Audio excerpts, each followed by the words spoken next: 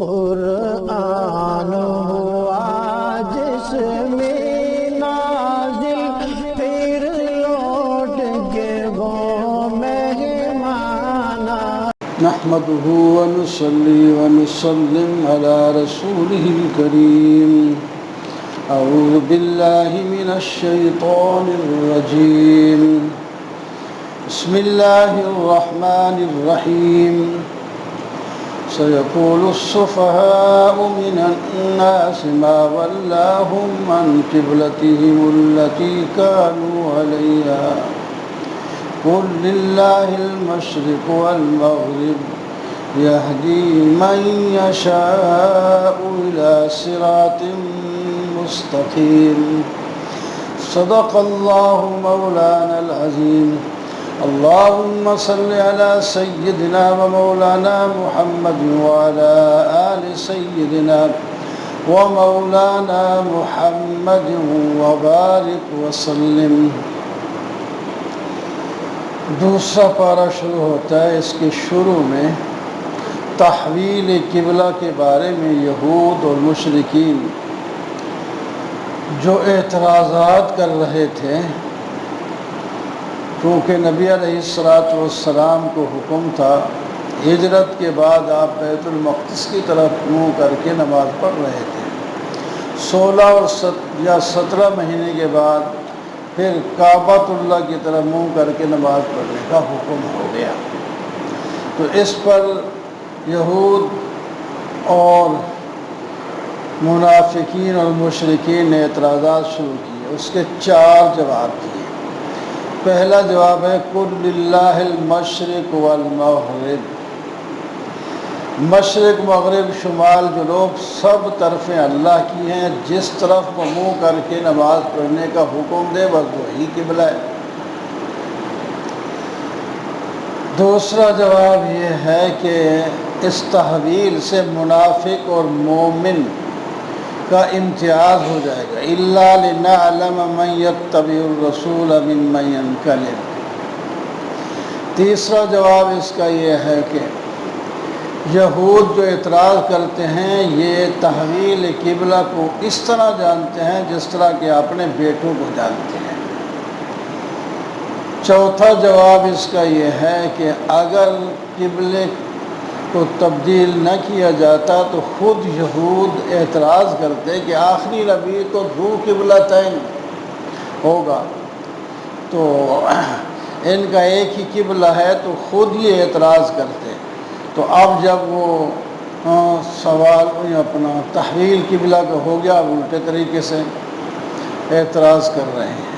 کما ارسلنا فیکم رسولا منکم یتلو علیکم آیاتنا، قبلہ کی تحویل کا مسئلہ ہی ایسا ہے جیسا کہ ہم نے آپ کو رسول بنا کر کے بھیجا، اس پر بھی تو اعتراض کرتے ہیں، اور آپ صلی اللہ علیہ وسلم کے فرائض کا بیان کر دیا، آپ تلاوت کتاب کرتے ہیں، لوگوں کے نفسوں کو پاک کرتے ہیں اور کتاب سکھاتے ہیں، حکمت کی باتیں سکھاتے ہیں۔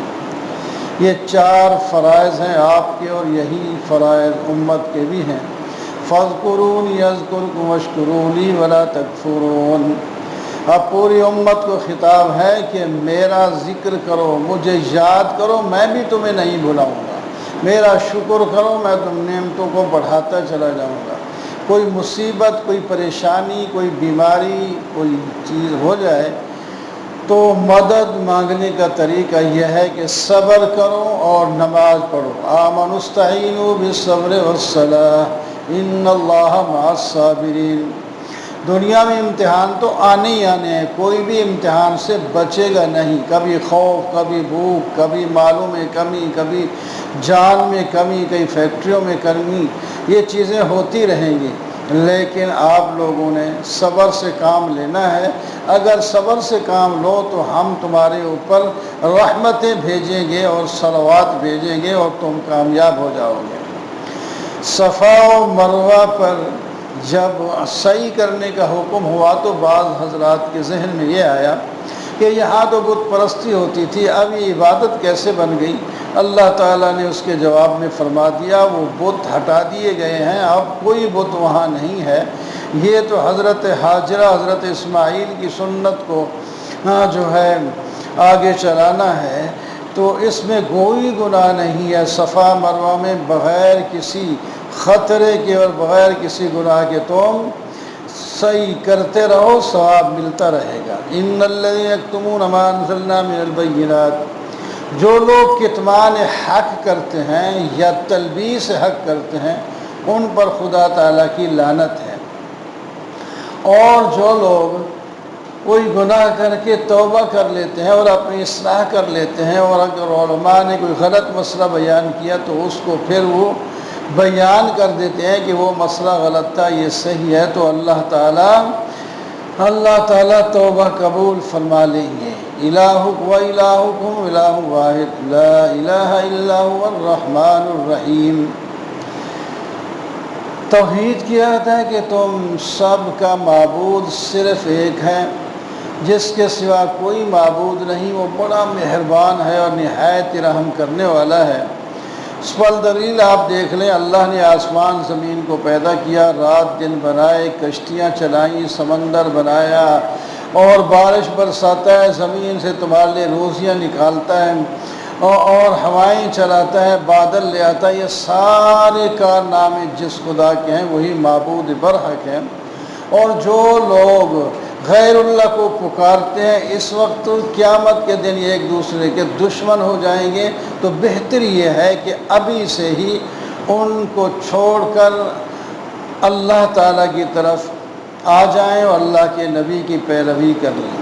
یا ایھا الناس کلوا مما فی الارض حلالا طیبا، خطاب عام ہے، لوگوں حلال کھاؤ اور شیطان کی اتباع نہ کرو، وہ تمہارا دشمن ہے، وہ برائی کا حکم دیتا ہے اور غلط کاموں کا حکم دیتا ہے اور کہتا ہے کہ تم اللہ پر جھوٹ بولتے چلے جاؤ۔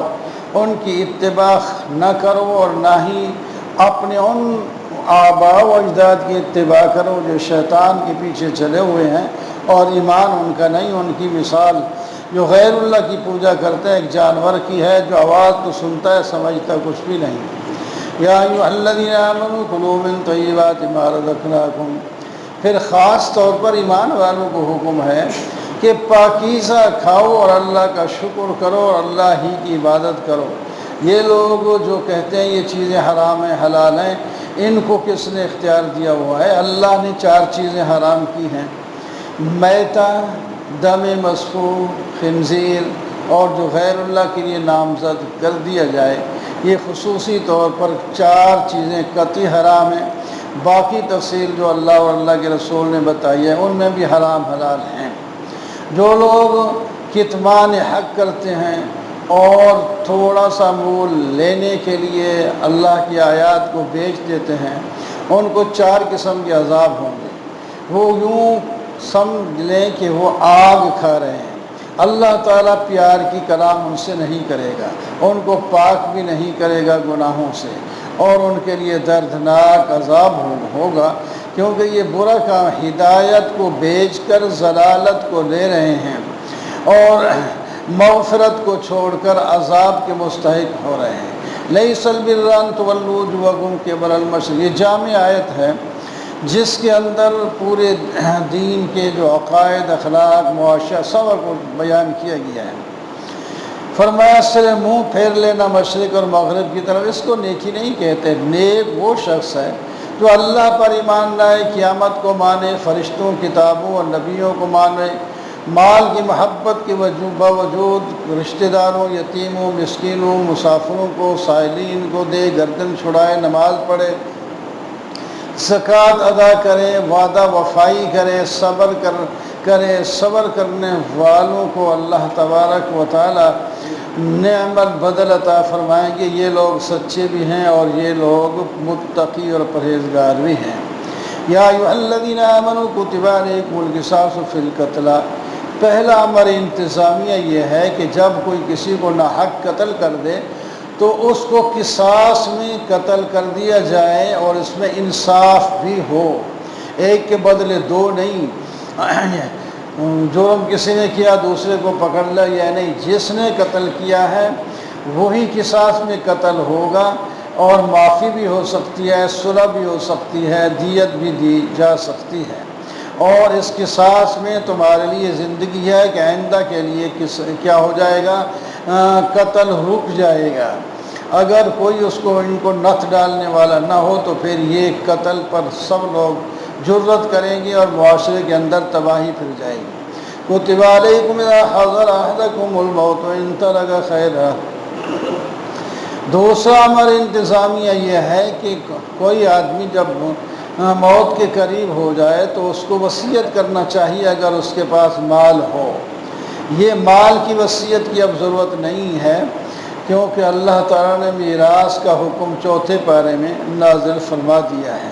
ہاں اس کے علاوہ کوئی لین دین ہے، کسی کی امانت ہے، تو اس کے لیے اب بھی وصیت کرنا مسلمانوں پر ضروری ہے، اور وصیت کرنے والے کو چاہیے کہ وہ شریعت سے ہٹ کر وصیت نہ کرے۔ اگر کسی نے اس کی وصیت کو بدل دیا تو گنہگار ہوگا۔ ہاں اگر وصیت کرنے والے نے غلط وصیت کی ہے، شریعت کے مخالف ہے، تو اس کو ٹھیک کر سکتا ہے۔ یا ایھا الذین آمنوا کتب علیکم الصیام کما کتب علی الذین من، اس کو امر مصلح کہتے ہیں۔ دل پاک ہوگا، تقوی آئے گا تو پھر انتظامیہ امور پر عمل کرنا بھی آسان ہو جائے گا۔ روزہ جس کو آپ ماشاءاللہ دوسرا روزہ آپ نے رکھا ہوا ہے تو اللہ تعالیٰ کی طرف سے فرض ہے۔ اگر تم میں سے کوئی بیمار ہو یا سفر پہ ہو تو دوسرے دنوں میں بھی روزہ رکھ سکتا ہے۔ شروع میں یہ بھی اجازت تھی کہ جو آدمی مالدار ہیں اگر فدیہ دے دیں، روزہ نہ رکھیں تو گنجائش تھی، لیکن بعد میں یہ گنجائش ختم ہو گئی، منسوخ ہو گیا۔ ہاں اب شیخ فانی جو کبھی بھی امید نہیں کہ یہ روزہ رکھ لے گا، یہ ایسا بیمار ہے کہ یہ بھی ٹھیک ہو کر روزہ قضا بھی نہیں کر سکے گا، تو وہ آج بھی فدیہ دے سکتے ہیں۔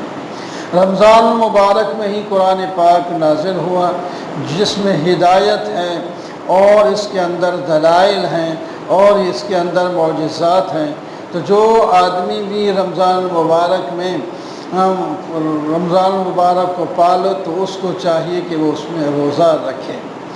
وَإِذَا سَأَلَكَ عِبَادِي عَنِّي فَإِنِّي قَرِيبٌ، میرے بندے میرے بارے میں پوچھتے ہیں تو ان کو کہہ دیجئے میں بہت ہی قریب ہوں، جو بھی مجھ سے مانگے میں اس کی دعا کو قبول کرتا ہوں، لیکن ان کو بھی چاہیے کہ وہ میرے احکام بھی قبول کر کے اس پر عمل کریں۔ شروع میں رات کو اپنی بیویوں کے پاس جانا یا افطاری کے بعد اگر لیٹ جائے تو دوبارہ اٹھ کے سحری نہیں کر سکتا تھا، جس سے صحابہ کرام کو دشواری ہوئی، تو اللہ تعالیٰ نے فرمایا آئندہ کے لیے رات کو سارے کام جو جائز ہیں کرنے کی اجازت ہے، بیوی کے ساتھ ملنا بھی، سو کر اٹھ کر پھر کھانا کھانے کی بھی اجازت ہے۔ صبح صادق سے لے کر روزہ غروب آفتاب تک رہے گا۔ ہاں جن دنوں میں تم اعتکاف میں بیٹھے ہو تو ان دنوں میں آپ بیویوں کے ساتھ رات کو بھی نہیں مل سکتے۔ وَلَا تَأْكُلُوا أَمْوَالَكُمْ بَيْنَكُمْ بِالْبَاطِلِ وَتُدْلُوا بِهَا إِلَى الْحُكَّامِ، حرام مال نہ کھاؤ، باطل طریقے کا جو بھی صورت، چوری ہے، ڈاکہ ہے، دھوکہ دہی ہے، جو بھی ہے، رشوت ہے، ان ساری طریقوں کو جو حرام کے طریقے ہیں ان سے ہمیشہ کے لیے پرہیز کرو۔ حلال سے صرف روزے میں دن کو کھانا پینا نہیں ہے، لیکن حرام دن رات ساری زندگی جو ہے وہ حرام ہی رہے گا۔ یسألونک عن الأہلہ، چاند کے بارے میں پوچھتے ہیں، فرمایا ان کے بڑھنے گھٹنے کے بارے میں تمہیں کچھ تعلق نہیں ہے، تمہارے لیے یہ گھڑی ہے، تمہارے لیے یہ جنتری ہے، بس اس سے فائدہ اٹھاؤ، تمہیں حج اور دیگر کاموں کے لیے اوقات کا پتہ چلتا ہے۔ وَقَاتِلُوا فِي سَبِيلِ اللَّهِ، پہلی دفعہ حکم ہے اللہ کے راستے میں لڑو، لیکن زیادتی نہیں کر سکتے، وہ لڑیں تو اس کے مقابلے میں تم لڑو، اور پھر جہاں پائے جائیں ان کو قتل کر دو، انہوں نے تمہیں جہاں سے نکالا ہے ان سے وہاں سے آپ بھی ان کو نکال سکتے ہیں۔ اشہر حرم کے بارے میں وہ کہیں گے کہ یہ مسلمان لڑتے ہیں، تو فرمایا تم بھی تو تعظیم کرتے ہو، اگر تم اس میں لڑتے ہو تو مسلمان تمہارا دفیہ کرتے ہیں، تو پھر اس میں تمہیں کیا تکلیف ہے۔ وَأَنفِقُوا فِي سَبِيلِ اللَّهِ، جہاد انفاق کے ساتھ ہوتا ہے۔ خرچ بھی تو کرو، خرچ نہیں کرو گے تو اپنے آپ کو ہلاکت میں ڈالو گے۔ دوسرا ہمارے مسئلے یہ ہے کہ حج کرو، عمرہ کرو، تو وہاں جا کر اللہ تعالیٰ سے دعائیں مانگو، اللہ تعالیٰ دعاؤں کو قبول فرمائیں گے۔ الحج اشہر معلومات، حج کے مہینے صرف چند ایک ہیں، ان میں احرام باندھا جا سکتا ہے۔ شوال سے لے کر ذوالحجہ تک 2-2.5 مہینے بنتے ہیں، لیکن 5 دنوں کے اندر وہ حج ادا ہو جاتا ہے۔ اور اس کے آداب یہ ہیں، حج کے دنوں کے اندر کوئی نہ بیوی سے ملے، نہ ایسی باتیں کریں، اور نہ فسوق اور گناہ کریں، نہ جھگڑے کریں، نہ لڑیں بھریں۔ یہاں اللہ کے حضور جا کر اللہ کو راضی کریں، اور گھر سے اپنا سفر خرچ لے کے جائیں۔ یہ نہ ہو وہاں متقی اور متوکل بن کے جائیں اور آگے ہاتھ پھیلا کر لوگوں سے مانگتے رہیں۔ آگے 4 قسم کے لوگوں کا ذکر ہے۔ کچھ لوگ تو صرف دنیا مانگتے ہیں، اور کچھ لوگ، یہ سب سے بہتر ہیں، جو دنیا اور آخرت دونوں چیزیں مانگتے ہیں۔ ربنا آتنا فی الدنیا حسنہ وفی الآخرۃ حسنۃ وقنا عذاب النار۔ اور تیسری قسم کے لوگ وہ ہیں جو زبان کے تو بڑے چالاک ہیں، اور نظر بھی بڑے خوبصورت آتے ہیں، اور وہ کلمہ بھی بظاہر پڑھتے ہیں، لیکن منافق ہیں، وہ جھگڑالو ہیں، وہ فسادی ہیں، اور نسلیں تباہ کرتے ہیں، کھیتیوں کو تباہ کرتے ہیں۔ ان کو اللہ تعالیٰ پسند نہیں کرتا۔ اور چوتھی قسم کے لوگ وہ ہیں جو اپنا سب کچھ دے کر، اپنا دین خرید کر، اپنی اللہ کی رضا کو خرید کر دنیا اور آخرت کی کامیابی حاصل کرتے ہیں۔ یا ایھا الذین آمنوا ادخلوا فی السلم کافۃ ولا تتبعوا خطوات الشیطان۔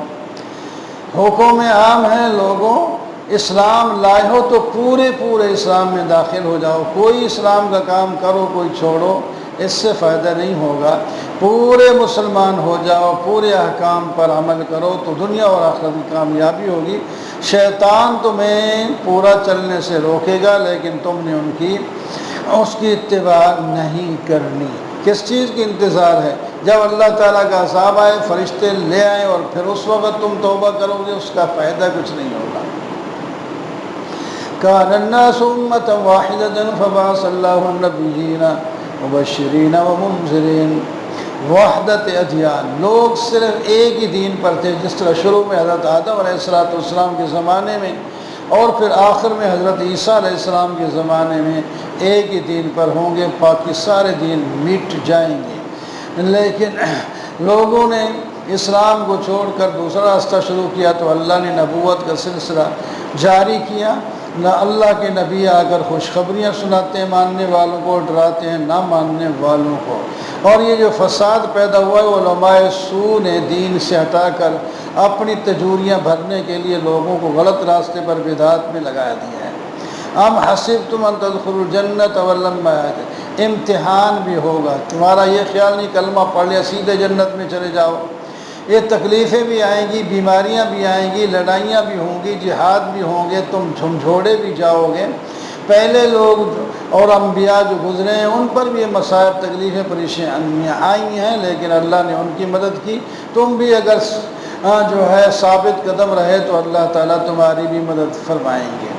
یسألونک ماذا ينفقون قل ما انفقتم من خیر۔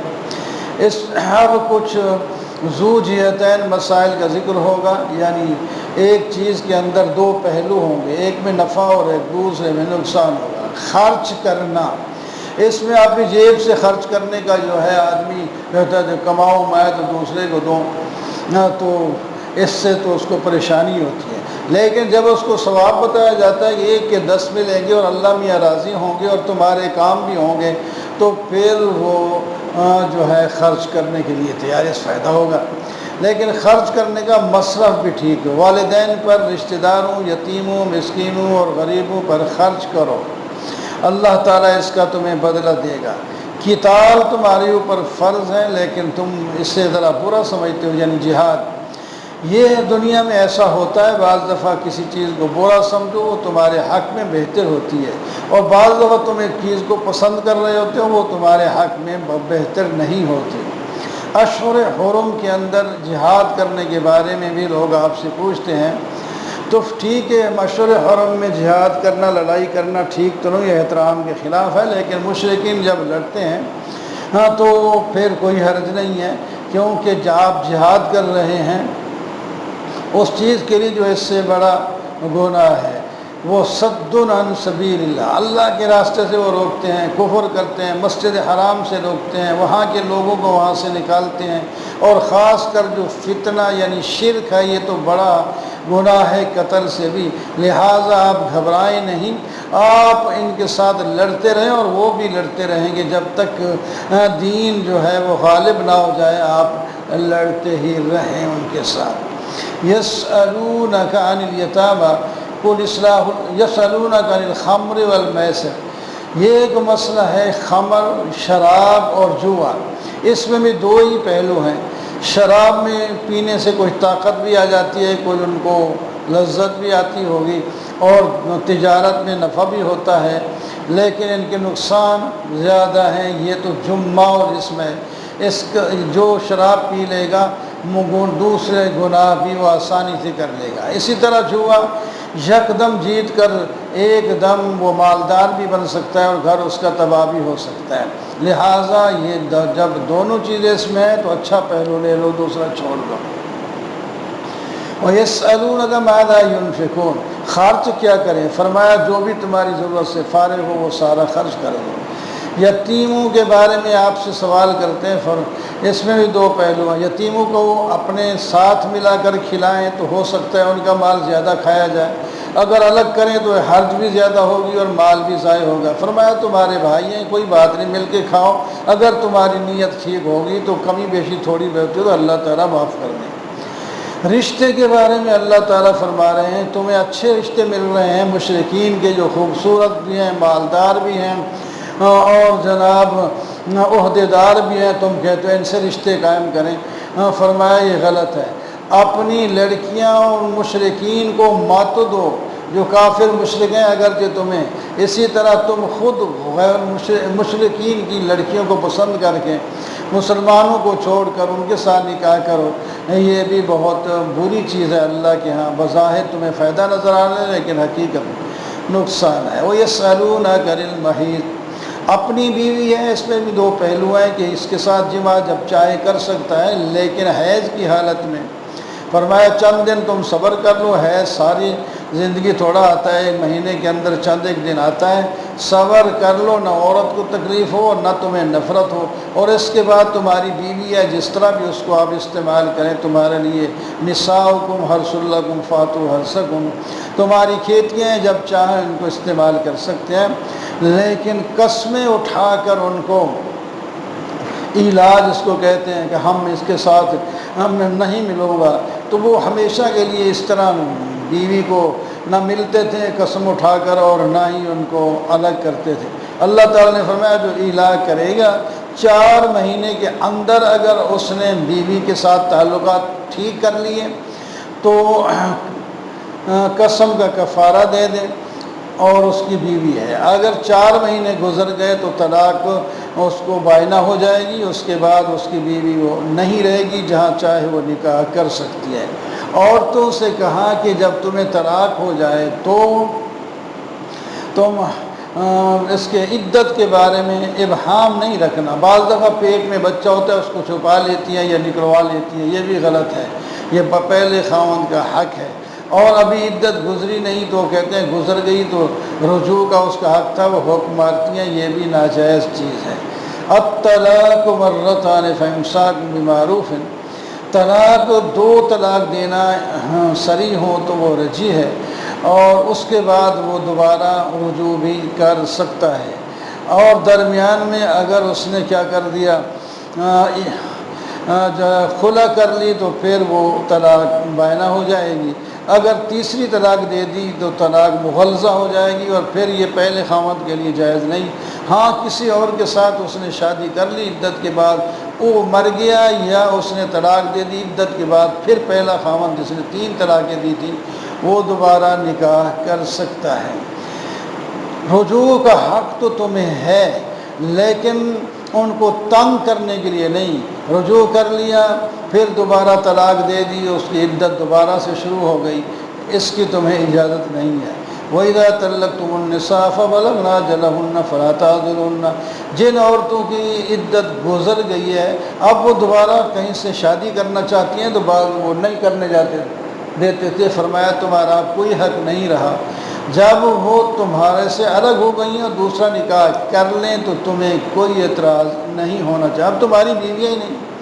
وَالْوَالِدَاتُ يُرْضِعْنَ أَوْلَادَهُنَّ، مائیں اپنی اولاد کو 2 سال تک دودھ پلائیں، الا یہ کہ وہ بیمار ہو جائیں یا کوئی دودھ اس کے لیے بچے کے لیے ٹھیک نہیں ہے، یا طلاق ہو گئی اور وہ الگ ہو گئی، تو ان صورتوں کے اندر وہ دوسروں سے بھی دودھ پلوا سکتے ہیں سارے، اگر ٹھیک ہیں آپس میں صلح بھی ہے، اس کے باوجود بھی وہ دودھ چھڑانا چاہتے ہیں کسی مصلحت کی وجہ سے تو مشورہ کر کے چھڑا سکتے ہیں۔ والذین یتوفون منکم ویذرون ازواجا، جن عورتوں کے خاوند مر جائیں ان کی عدت جو ہوتی ہے وہ 4 مہینے اور 10 دن ہے۔ ہاں اگر حامل ہیں تو وضع حمل ہوگی ان کی بھی، خواہ وہ 4 مہینے میں ختم ہو جائے یا پہلے یا بعد میں ختم ہو۔ جب کوئی عورت بھی عدت گزار رہی ہو تو آپ اس سے منگنی نہیں کر سکتے، ہاں دل میں رکھ سکتے ہیں آپ، یا کنایہ کے طور پر اشارے کے طور پر اس کو پتہ چل جائے کہ میرے نکاح کا یہ بھی خواہاں ہے تو صراحتاً تو نہیں وہاں سے گزرتے ہوئے کہہ دے ہمیں بھی روٹی پکانے والے کی ضرورت ہے، ہمیں بھی بچے چاہیے، اس قسم کا یا چکی 2 پارٹ سے چلتی ہے، اس قسم کی کوئی بات کرتے تاکہ وہ سن لے، اس کو پتہ چل جائے کہ یہ میرے ساتھ نکاح کرنے کا خواہاں ہے تو کوئی بات نہیں، لیکن عدت کے بعد بات ہوگی اور نکاح ہوگا۔ لا جناح علیکم طلقتم النساء ما لم تمسوهن، کوئی گناہ نہیں جب تم نے طلاق دے دی عورتوں کو تو ان کے حقوق جو ہیں وہ ادا کرو، جو مہر رہتی ہے وہ دے دو، اگر مہر مقرر نہیں تھی تو اب کچھ نہ کچھ اس کو جو ہے نفع پہنچانے کے لیے اس کو دے دو، اگر تم آپس میں الگ بھی ہو چکے تھے پوری مہر دے دیں گے، اگر تمہاری علیحدگی نہیں ہوئی پہلے ہی طلاق ہوئی کسی وجہ سے تو آدھی مہر جو مقرر تھی وہ دے دیں، پوری بھی آپ دے سکتے ہیں ممنوع نہیں، اور عورت معاف بھی کر سکتی ہے یا اس کے ولی کے ہم آدھی جب نکاح نہیں چلا تو ہم اس کو پیسے کو لے کر کیا کریں، اگر وہ چھوڑ دے تب بھی جائز ہے۔ نماز قائم کرو اور خاص کر عصر کی جو نماز ہے اس کا پورا اہتمام کرو، یہ کام کا ٹائم ہوتا ہے اور نماز ضائع ہوتی ہے، اگر یہ نماز ضائع ہوگی تو سمجھو تمہارا سب کچھ تباہ ہو گیا۔ أَلَمْ تَرَ إِلَى الَّذِينَ خَرَجُوا مِنْ دِيَارِهِمْ وَهُمْ أُلُوفٌ حَذَرَ الْمَوْتِ، جہاد کے بارے میں لوگ ڈرتے ہیں کہ وہاں موت ہے، فرمایا جہاد میں ہی موت نہیں ہے، موت تو ہر حال میں آ سکتی ہے۔ کچھ لوگوں کے بارے میں فرمایا ہزاروں کی تعداد میں جہاد سے ڈر کر وہاں سے نکل گئے اور آگے جا کر اللہ تعالیٰ نے سب پر یکدم موت طاری کر دی۔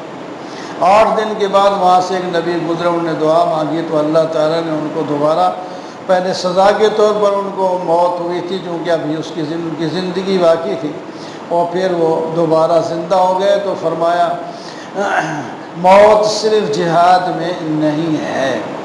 من ذا الذی یقرض اللہ قرضا حسنا فیضاعفہ، جو اللہ کو قرض دے اللہ تعالیٰ اس کو اضعاف مضاعف یعنی کئی گنا بڑھا کر اس کو اللہ تعالیٰ اس کا مال واپس کر دیں گے۔ اس کی جو بھی صورتیں ہوں گی وہ ہوں گی، لیکن یقین رکھے کہ جو بھی اللہ کے راستے میں خرچ کرے گا اس کو ضرور ملے گا۔ الم تر الی الملأ من بنی اسرائیل من بعد موسیٰ، ایک واقعہ تو آخری جو ہے سپارے 2 کے آخر میں ایک واقعہ کی طرف اشارہ ہے، اس کے اندر بنی اسرائیل نے اپنے نبی سے کہا ہمارے لیے ایک قائد مقرر کر دیں تاکہ ہم اس کی قیادت میں اپنے دشمنوں کے ساتھ لڑیں۔ نبی نے کہا کہ جہاد فرض ہو گیا تو پھر تم نہیں کرو گے لڑائی۔ انہوں نے کہا نہیں جی ہمارے بچوں کو پکڑا ہے، عورتوں کو پکڑا ہے، مال لے گئے تو ہم کیسے بغیرت ہو کے بیٹھے رہیں، ہم ضرور لڑیں گے۔ انہوں نے ایک بزرگ کو جو ہے قائد مقرر کر دیا، طالوت کو۔ تو پھر اعتراض کر دیا، چونکہ وہ غریب خاندان سے تعلق رکھتا تھا، وہ سردار ہم ہیں اور قائد ہمارا یہ بن گیا۔ تو انہوں نے کہا تمہیں کیا ہے، اللہ تعالیٰ نے مقرر کر دیا ہے تو پھر۔ اور یہ بھی بات یاد رکھنے کی چاہیے کہ ہر کام کے لیے افراد اور رجال ہوتے ہیں۔ جہاد کا قائد وہی بن سکتا ہے جو باروق بھی ہو اور نڈر بھی ہو، یہ دونوں صفتیں اس کے اندر ہیں۔ لڑائی کرنے کا اس کا انداز بھی ہے اور باروق بھی ہے اور شان والا بھی ہے، لہذا تم ان کی اتباع کر کے جہاد کرو۔ اور ہم نشانی بتا دیتے ہیں کہ واقعی اللہ تبارک و تعالیٰ نے اسی کو مقرر کیا ہے۔ موسیٰ علیہ السلام اور ہارون علیہ السلام کا ایک صندوق تھا جس کو وہ جو دشمن تھے وہ لے گئے تھے، فرمایا وہ واپس آ جائے گا تو یہ ایک نشانی ہوگی۔ وہ چونکہ واپس آ گیا، پھر ان کو مجبوراً ماننا پڑا، پھر جہاد کے لیے تیاری ہو گئی۔ فلما فصل طالوت بالجنود قال، تو حضرت طالوت جو ہے وہ اپنے لشکر کو لے کر نکلے اور ہزاروں کی تعداد میں ان کے ساتھ تھے دشمن کے مقابلے میں۔ راستے میں امتحان ہو گیا کہ پیاس تو تمہیں زوروں سے لگی ہوئی ہے لیکن پانی کسی نے نہیں پینا، صرف ایک چلو پی سکتا ہے۔ تو سب نے پانی پی لیا، صرف 313 غالباً بچ گئے جنہوں نے نہیں پیا۔ ان کی طبیعت ٹھیک رہی، انہوں نے ایک چلو پیا تو پیاس بھی بجھ گئی، اور دوسرے جنہوں نے خوب پی لیا تھا وہ سست ہو گئے، پیٹ پھول گئے اور پیاس بڑھ گئی، اور انہوں نے کہا لا طاقت لنا، ہم نہیں لڑ سکتے جالوت کے ساتھ اور اس کے لشکر کے ساتھ۔ تو جن لوگوں نے پانی نہیں پیا تھا انہوں نے کہا ہم ضرور لڑیں گے، یہ ہمارے ساتھ آئیں یا نہ آئیں۔ کم من فئۃ قلیلۃ غلبت فئۃ کثیرۃ باذن اللہ، کتنے کم تعداد والے لشکر بڑے بڑے لشکروں پر غالب ہوئے ہیں، تو اللہ تعالی ہمیں بھی غالب کرے گا۔ تو چنانچہ یہی چند 313 جالوت کے لاکھوں کے مقابلے میں جب کھڑے ہوئے تو انہوں نے ان کو شکست دے دی، اللہ نے ان کو غلبہ عطا فرمایا۔ اور خصوصی طور پر جو ان کا جالوت سردار تھا اس کو حضرت داؤد ایک نوجوان تھے، بعد میں ان کو نبوت ملی، حکومت ملی، اور انہوں نے مار دیا، اس کو قتل کر دیا۔ اور اللہ تبارک و تعالیٰ نے جہاد کا فائدہ ہی بتایا، اگر لوگ ایک دوسرے کو کی مدافعت نہ کریں تو ملک میں فساد پیدا ہو جائے گا۔ اللہ تعالیٰ کے حکم کے مطابق جو کام کرے گا اللہ تبارک و تعالیٰ اس کی مدد فرمائیں گے اور فساد سے بچائیں گے۔ ملک کے اندر جو ہے امن پیدا ہو جائے گا، امن کے اندر آپ اپنی آخرت کی تیاری آسانی سے کر سکتے ہیں۔ وَأَقُولُ قَوْلِي هَذَا وَالْحَمْدُ لِلَّهِ رَبِّ الْعَالَمِينَ۔ اللهم صل على سيدنا ومولانا محمد وعلى آل سيدنا ومولانا محمد وبارك وسلم۔ ربنا ظلمنا أنفسنا وإن لم تغفر لنا وترحمنا لنكونن من الخاسرين۔ یا اللہ ہم سب پر رحمت عطا فرما، جو کچھ پڑھا سنا ہے اس پر عمل کرنے کی توفیق عطا فرما۔